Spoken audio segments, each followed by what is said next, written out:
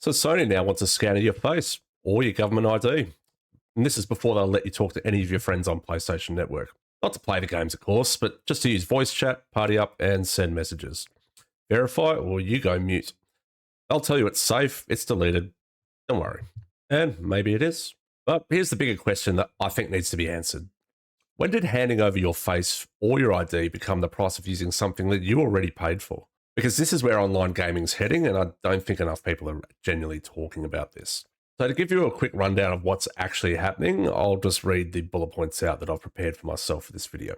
So Sony's making age verification mandatory on PlayStation Network, UK and Ireland from June 2026, which is obviously this month, with a global rollout to follow. Now, give you a bit of info about this from my end of the bargain. Obviously in Australia, we already have this with a lot of products, Roblox, things like that, with age verification coming globally, whether we like it or not. And it's just a step in a process that governments are trying to get stuff on us to hold our digital information, but I'll talk about that a bit more later on.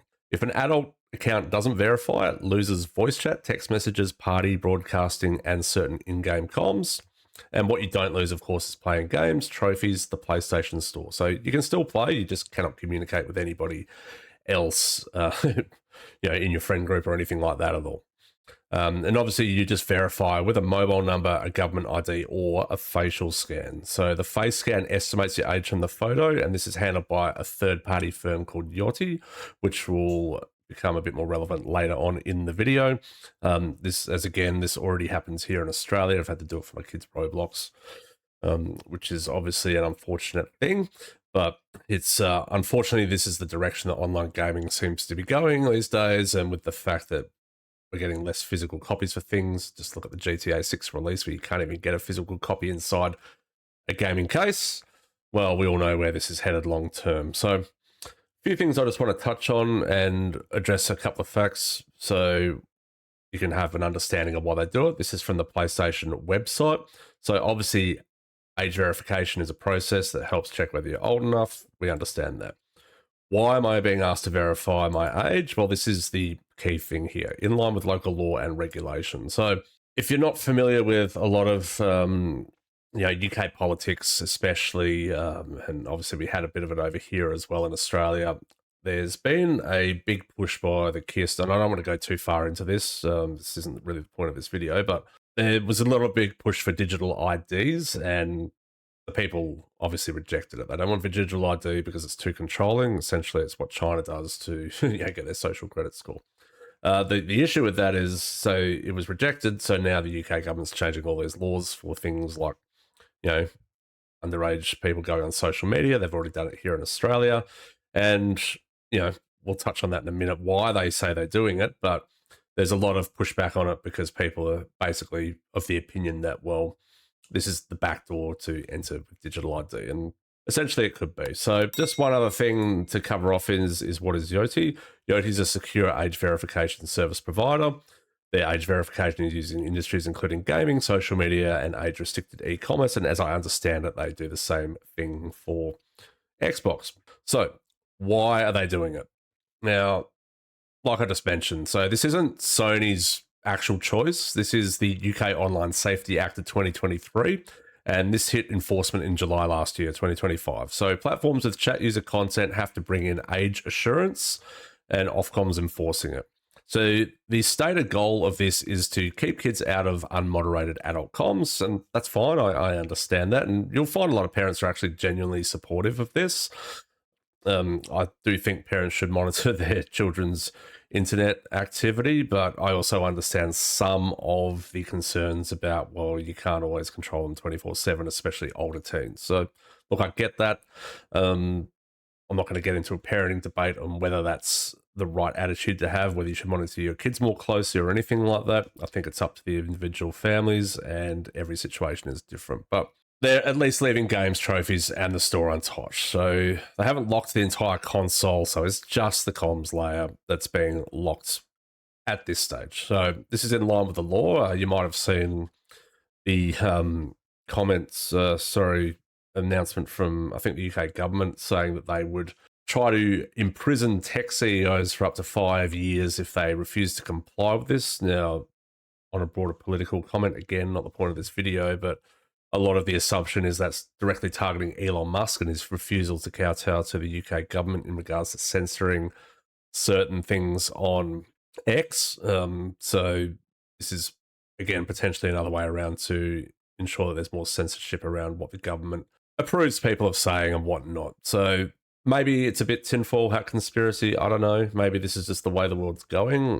Like I said, it's already happening here, but we don't really have the hate speech laws that the UK has. So as far as I'm aware, people aren't being punished for what they're saying online like they are in the UK, unless it's very extreme. But it is something to bear in mind because there's always a canary in the coal mine to see what people will accept before they keep pushing it further and further down. So just back to the FAQ and what Sony says regarding the collection of personal ID.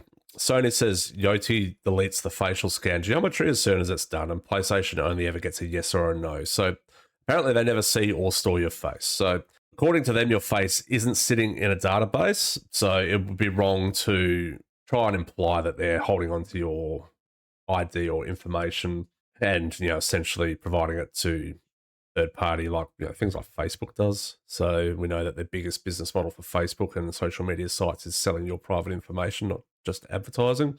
But as we know, the problem is that just saying trust us, it's deleted, we can't check it. There's no way of us checking it unless you raise essentially a court case or a class action. So you're essentially trying to believe the word of people who may have an ulterior motive, and not necessarily them, but other tech companies have proven that they aren't always to be trusted in this regard, which is actually true because especially when it comes to Sony, because back in 2011, the PlayStation network got hacked and personal data around 77 million accounts were exposed.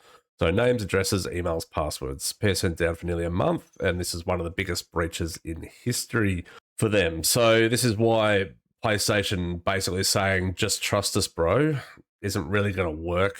Because they have a track record of not being able to be trusted. So it's a little concerning if you are a PlayStation enjoyer, especially when sensitive information has come into it. And the company here, Yoti, has also had issues as well because they've been in trouble with the Spanish regulator. Basically, they've had their data practices already challenged. I'll leave a link to some of these articles in the description, so you're welcome to check them out yourself. But basically, in March 2026, Spain's regulator fined it about 950,000 euros. So it's not because there was a leak, but it was because they had procedure failings on their digital ID app. A consent screen you could just click past without reading it, so you don't know what you're actually opting into, which was essentially opting you into biometric use for research. And of course, keeping data too long, geolocation for 5 years, liveness video for 30 days. This is the important thing here. Yoti is appealing this ruling and the fine is suspended. So when they say that they delete your biometric data, well, they've got a little sneaky way of getting people to skip past and accidentally opting into them holding onto your data for up to 5 years in regards to your geolocation and 30 days for your liveness video. This doesn't really seem to sit right, does it? So to clarify, nobody's leaked any faces recently, but the regulators have already found the company consent and retention practices clearly wanting, right? So this is a company that's saying, please trust us with your personal data, and they've already basically been pinged for having shady practices. Whether this is malicious or just a mistake, who knows? But you would assume that a tech company might be having, a little bit more understanding and control over this kind of stuff. So I found that pretty interesting. But the bigger exposure isn't, of course, the face scan, it's the other path. So verify with your actual passport, license, or credit card instead. And now you're actually handing over real identity documents to these companies, not just an image of yourself. So this is a bigger risk. And considering the data breaches that Sony's had before, I understand this is an independent company, but also considering the ongoing court case, it's a bit of concern that you are handing over not just your face, but real IDs and public, and private information. Can these people be trusted? History suggests it's good to be wary. So now I just want to go back to the point I was making about the laws. So Sony does say it goes global, not just the UK and Ireland. So wherever you're watching this from, you're going to be expected to do this at some point later on too. So it's already queued, and obviously Xbox went first. They did the UK age verification back in July 2025, and they made it mandatory in early 2026. And of course, they use the same provider, Yoti. Both console giants, same law, same vendor. This is the new normal if you own a console, and it's probably going to be the new normal when you log into any sort of online social or gaming platform, especially in the West, and countries like China already do this kind of stuff anyway. So back to my point about digital IDs. So it would be remiss of me not to just expand on this point a little bit longer. I know that I said could be a bit tinfoil hat, but it is, as I mentioned, a bit of canary in the coal mine stuff. The UK is moving to require ID or face scan just to make a social media account. The EU has launched age verification app in April, with EU-wide age limits being floated. Apple, of course, began ID gating features on UK iPhones, is my understanding. So basically, age gating is clearly the on-ramp, and age gating is clearly the on-ramp for this kind of stuff because there was such a pushback towards people having to have digital ID. But digital ID is most likely ultimately where all this is going to end up. So you're going to have to use it to prove your identity, to log in, to chat, to basically exist in any form online. If you want to do anything, at least with any sort of public apps and all that sort of stuff, there's always going to be the dark web if you can avoid it and if you know how. But that's going to get increasingly more difficult to access those kind of things because these are the control mechanisms that they're introducing to prevent you from doing that kind of stuff to begin with. So, but it's not a fringe opinion to be uneasy about this kind of stuff. So the UK did have a repeal petition that pulled around 420,000 signatures, which required a debate to be held in Parliament in the UK. Okay, so there are a lot of people in the UK are uneasy about this, especially with the soon-to-be former PM Keir Starmer trying to force digital ID on people in the UK. People do not want this, okay? People do not want this in the UK. They didn't want it here in Australia, but it got pushed through, unfortunately. Unfortunately, there wasn't too much of a kick-up about it, but I guess our government is a little less authoritarian than the UK, even if it seems to be heading that way. But in Tech Radar on their website did sort of state that basically the Sony movie is a preview of where the internet is headed and what we can expect in the future from all major software companies or just basically wanting to exist online in general. So I just want to clarify my position before I end. I'm obviously not let the kids talk to whoever the hell they want. I do actively control my daughter. She's 9 years old. Her Roblox friend group, I was shocked at one point she was just adding a whole bunch of people that she'd met in there. I said delete them all and don't put anybody on who I don't know, and she's actually adhered to that and done that, so that's been great.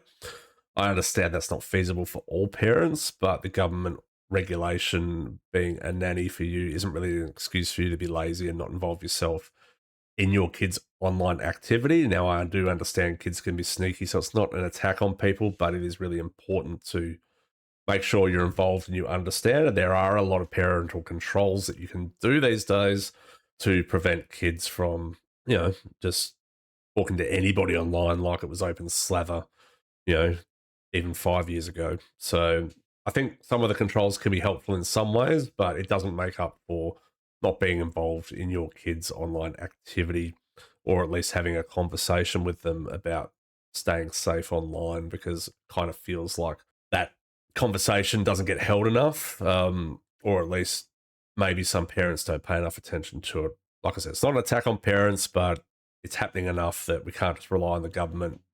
Well, we shouldn't rely on the government to step in and do this for us as parents, because it's something that we should be doing. But that doesn't mean everybody should submit their biometric ID and as government data to third-party private providers overseas who manage and control all this stuff. Like, I am not comfortable with the idea of that, even though I've had Facebook accounts for about 20 years. I don't really post anything on there, but essentially you're just creating a bit of a honeypot of faces and IDs, which is fixing a moderation problem, but who knows what they could do with it, because like I said, they've already tried to sneak through certain ways under the guise of whoopsie daisy. We didn't mean to let people skip through and ignore the terms and conditions and allow us to hold on to their sensitive information for longer than they thought. That was an accident. As Bob Ross used to say, there's no such thing as mistakes, only happy accidents. So I think it's important to draw the line at showing ID literally just to use any kind of communication service. We don't know what they're doing with the information. They can say they can do one thing, but there's been so many incidents over the years of big tech companies just selling our data to advertising, providing it to governments, all that sort of stuff. And I think people just need to have a level of privacy. I mean, it's not wrong to want to be private. It's not wrong to have certain opinions that may not be mainstream, but you want to express them with your friends without handing over your ID. And who knows if they're recording or transcribing everything that you're saying, so that, you know, a few years down the track when they introduce more laws and they retrospectively punish you for things that you might have said online. I think it's something, you know, and even in jest, or maybe it was an immature thing, who knows? You know, people change, you know, for the better and for worse as they grow up. I think that it is a lot of government overreach to be doing this kind of stuff, and it's not really a world that we as individuals should, you know, really want to have, you know, overly regulated to the point where we're afraid to express ourselves and our opinions online. You know, even amongst our friend group now, I understand there's TOS for a lot of things, you know, like any website that you use, but if it's just a private chat room, you should be able to do anything you want, no matter how untoward it is. But apparently they want to know who you are if and when you say it. Anyway, I'd love to hear your thoughts on digital privacy. Do you think it's a step too far, or are you happy with these solutions? Love to hear your thoughts down in the comments. And if you like this kind of content, make sure you leave a like and subscribe. I'd love to have you around for the next videos. All right, take care and bye for now.